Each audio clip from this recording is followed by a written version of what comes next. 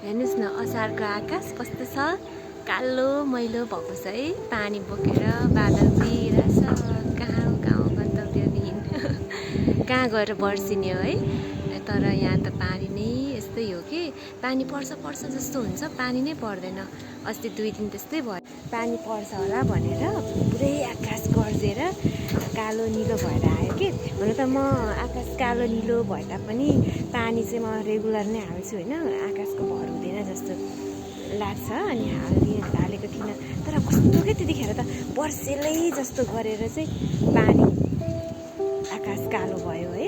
अनि पानी नहालेको फुल त कस्तो सुकेर त्यो बाटो छेउको फुलहरूमा त सधैँ पानी हाल्नुपर्छ कि। पानी हालेन भने बलौटे माटो छ नि त, ढुङ्गा बालुवा मात्रै छ।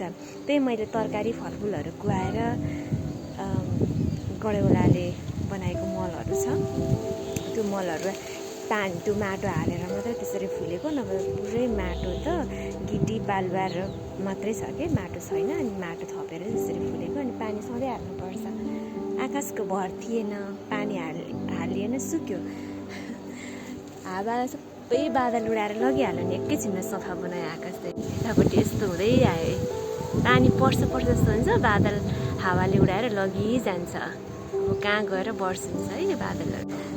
यहाँ पनि केरा पसाएछ, हेर्नु न, गोला पसाएछ। यहाँ त मैले देखेकै थिइनँ। यत्रो माथि कति काम हुन्छ, छतमा आइन्छ र पनि देखेको थिइनँ। अनि तल पनि पसाएको छ, तल चाहिँ मैले कलमा आउँदा देखेको। यता पनि पसाएको रहेछ।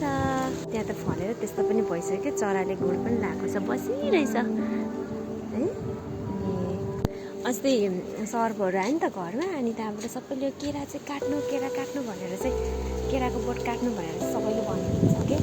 मलाई चाहिँ फेरि कस्तो माया लाग्छ, किनभने फलिरहेको छ। अनि मलाई चाहिँ एकदम मनपर्छ। फुललाई पनि बजारमा बिसारिहालेको खानु परेन होइन। अब सर्प त यस्तै हो, यो गर्मी ठाउँ सर्प पाइने ठाउँ सर्प आइहाल्छ। तर पनि काट्नु भनेर चाहिँ भनिरहेको छ नि घरको मान्छेहरू पनि होइन। अनि त्यो भएर चाहिँ अब सायद काट्नु पर्ला।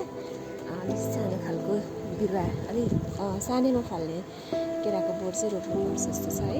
अनि यो फल्नको लागि चाहिँ यो ठुल्ठुलो बोटहरू चाहिँ छोडिदिइराखेको छ, अब काट्नुपर्ने।